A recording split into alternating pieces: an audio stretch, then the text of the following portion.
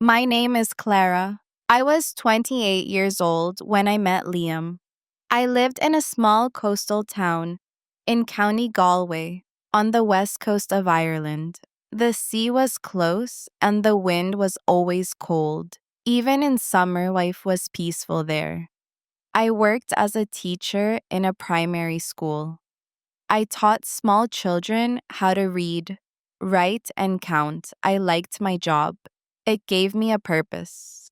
My house was small but warm. I lived alone with my cat Molly.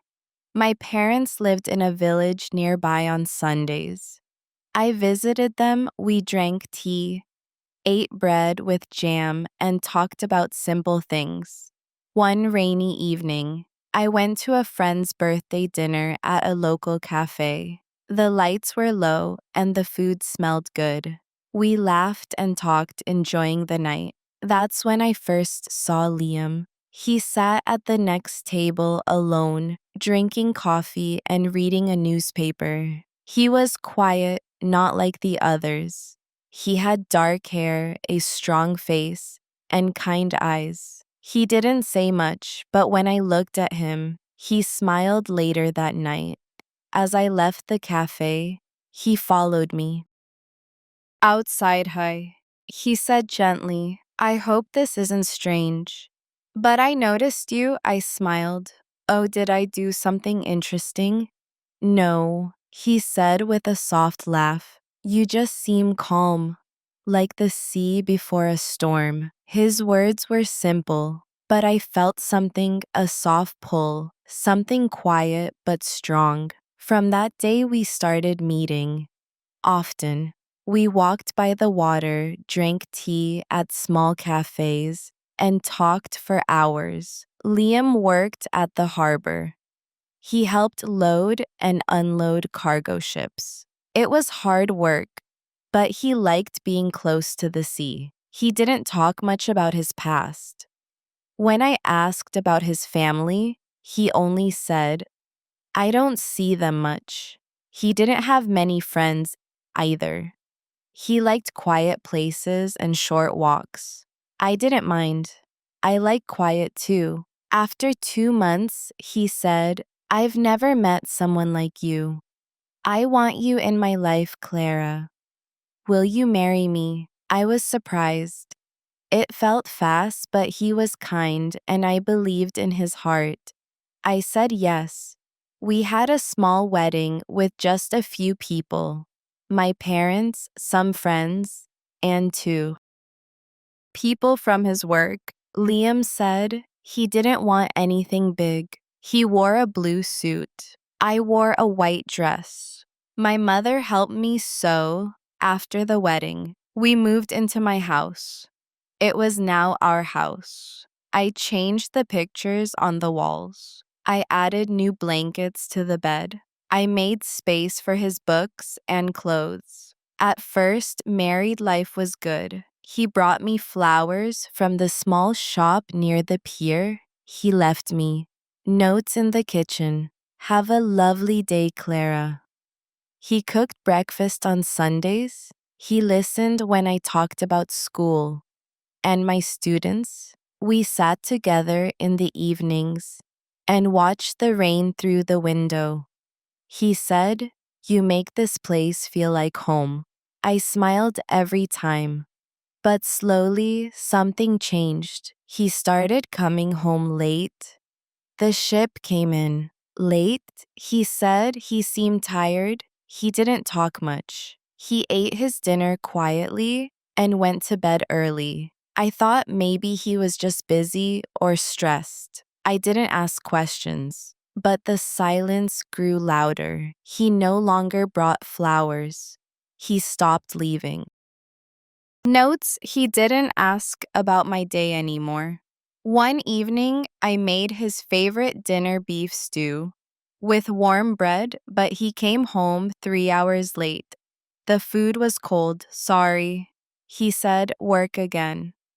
He didn't look at me when he said it. Later that night, I saw him standing outside in the garden. It was raining, but he didn't move. He just stood there with his hands in his pockets looking at the sky. I opened the door and asked, Liam, are you okay? He looked at me surprised. Yes, just needed air. I stood there for a moment, wanting to say more, but I didn't know how. The next day, he left early and forgot his phone on the table. It rang once, then again. A message appeared on the screen. I didn't open it, but I saw the name Anna. I didn't know. And Anna, he never mentioned her before when he came home. I asked, who's Anna? He looked up sharply. No one, just someone from the docks. He took the phone and walked away that night. I didn't sleep well. I stared at the ceiling, listening to the wind and waves.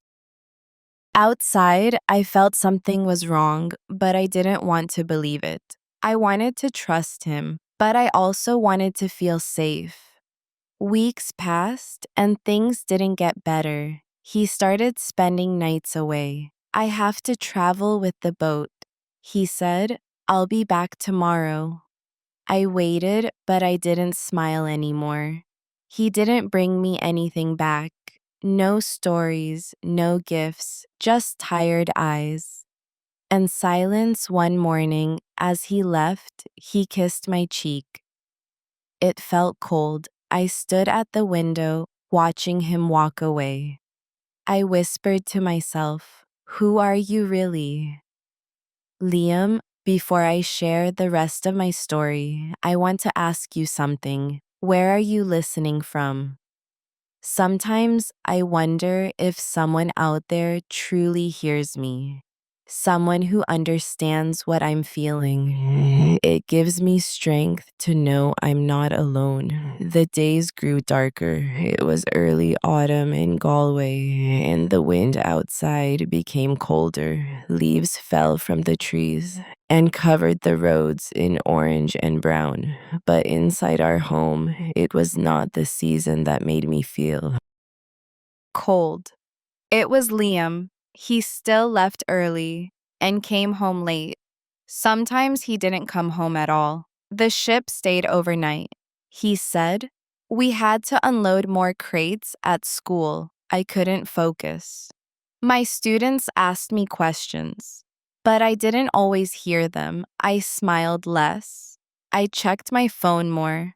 I waited for messages that never came. One night, Liam came home with wet clothes. It was almost midnight. I was sitting on the sofa with a blanket around me.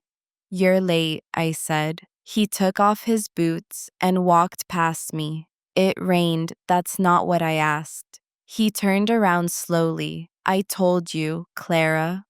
Work is busy. His voice wasn't loud, but it was cold. I didn't reply. He went to the bathroom. I sat there holding a cup of tea that had gone cold. I thought to myself, when did we stop being close? When did I become a stranger in his life? That weekend, I visited my parents. My mother looked at me closely. You look tired, she said. Is everything all right? I smiled, just busy with school. She placed her hand on mine and with Liam. I looked down. He's distant. I don't know what's wrong. He's not the same. My father sat quietly listening.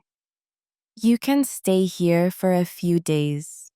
My mother said softly. No, I'll be fine, I replied. But even as I said it, I didn't feel sure that night. Back at home, Liam wasn't there. I called him. No answer. I tried again. Nothing. I didn't sleep the next morning. He returned with a coffee in his hand, like nothing happened. Where were you? I asked. I told you overnight. Work, I looked at him. You didn't answer my calls. My phone died. I didn't believe him, but I said nothing. A few days later, I saw a coat in the back of the wardrobe. It wasn't his. It was too small for him. It smelled like perfume, floral, sweet, not mine. I picked it up and held it in my hands for a long time. My heart beat fast. I waited for him to come home that night. When he walked in, I showed him the coat.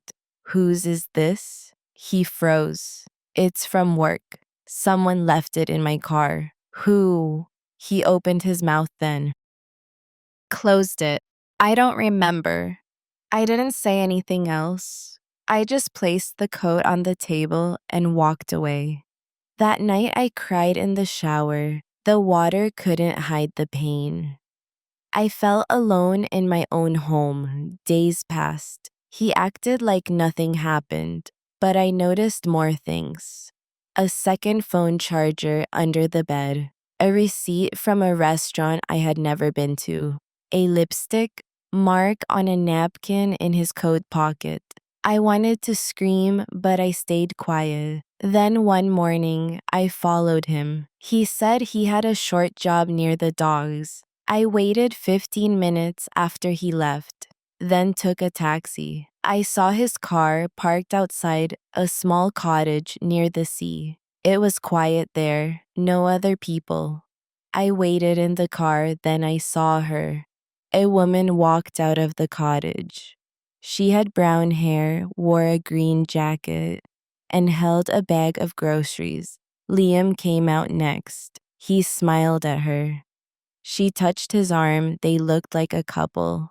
I couldn't breathe. I looked away. I wanted to believe I was wrong, but I knew I took a photo with my phone, then asked the taxi driver to take me home. When Liam came home that night, I was sitting at the kitchen table. He placed his keys on the counter. "You went to work?" I asked. He nodded. I picked up my phone and showed him the photo. His face changed. He didn't speak. I waited. He sat down slowly. "Her name is Elena," he said after a long pause. "We've known each other for a long time. Before you. And after me too." I said my voice was low but calm. He looked at the floor. I didn't plan for it to continue. It just happened. "You could have told me," I whispered. "I didn't want to lose you." "You already did." He looked up. "I'm sorry, Clara. I was stupid. I thought I could live two lives. I didn't mean to hurt you." "But you did." He reached across the table. I didn't move. "Please let me fix this. I'll end it. I promise." I stood up. "You already had your chance. I asked questions. I gave you time. I believed your lies." Tears filled my eyes, but I wiped them away quickly. "I'm not angry," I said. "I'm just done."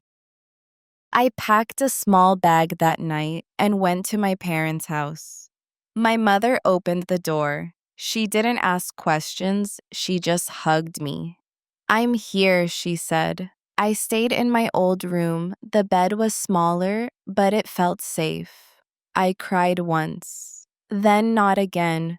I needed to stay strong the next day. Liam sent messages. "I miss you. I'm sorry. I love you." I didn't reply. The silence between us was now stronger than any words. The next few days passed slowly. I stayed in my parents' house, drinking tea in silence, walking in the garden and thinking. I read Liam's messages, but I didn't reply. My mother sat with me one evening. "Do you still love him?" she asked. I thought for a moment. "I don't know," I said. "I think I loved who I thought he was, but now I don't feel anything." She held my hand. "Then you already have your answer." I looked at her. "I feel sad, but also calm. Is that strange?" "No," she said. "That's strength." Later that week, I walked into town to clear my head. I passed the school where I used to teach. Missed the children. the stories, the morning songs. But I didn't want to go back. Not yet. Too many memories still lived there. I walked by the sea. The wind was strong and the sky was gray. Waves hit the rocks, and the air smelled like salt. I stood still, breathing deeply. I thought about everything. Our first walk by the harbor, his words, our quiet evenings, his lies, the other woman, the coat that wasn't mine. My eyes didn't fill with tears. Not this time.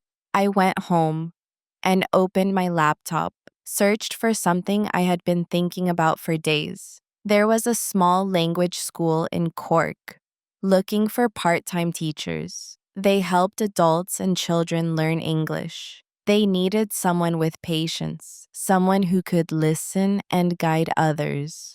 I smiled. I wrote an email the next day. They replied, "We'd love to speak with you. Can we call tomorrow?" I said yes. The call went well. They liked my experience, my calm way of speaking. They asked if I could move by the end of the month. I told my mother and father. That night, "You want to move to Cork?" My father asked. "Yes," I said. "I want to begin again, somewhere new." My mother smiled. "You've grown." "I don't want to stay here," I said. "Everything reminds me of him." They didn't stop me. They helped me pack. My mother folded my clothes with care. My father carried my books to the car a week before I left. Liam came to see me. My father opened the door and called me. "He's here," he said. I stepped outside. Liam stood in the cold, his hands in his pockets. "I heard you're moving," he said quietly. "Yes. Can I ask why you didn't answer my messages?" I took a deep breath.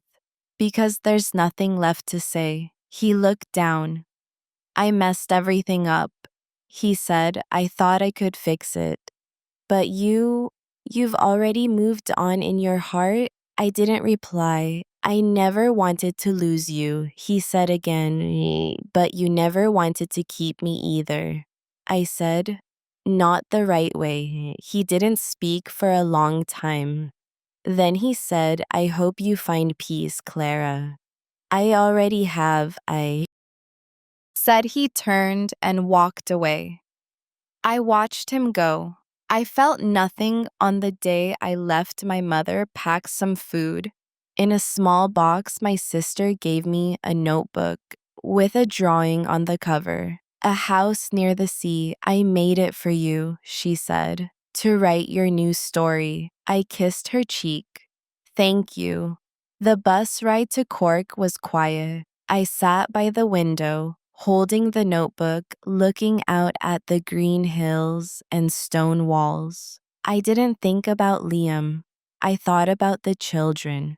I would teach, the small apartment I would rent, the books I would read when I arrived. I walked through the town. The streets were narrow and full of life. There were flower shops, bakeries, small cafes. I smiled at people I didn't know.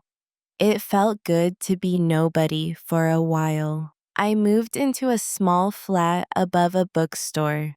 The windows faced the street, and I could hear people walking below. It wasn't big, but it felt fresh, like a blank page. On my first day at the school, I met students from Spain, France, Brazil, and Poland. They smiled when I greeted them. "You speak slowly." One girl said, "I like that. I understand more now." Said another, "I felt happy again after class." I walked to the river. I sat on a bench with a coffee in my hand and the wind in my hair. I opened the notebook my sister gave me and wrote, "I thought I knew my husband, but I didn't. And that's okay. I know myself now. And that is enough." I closed the notebook and looked at the sky. It was still cloudy, but I didn't mind. I was not waiting for sunshine. I was learning to stand in the rain.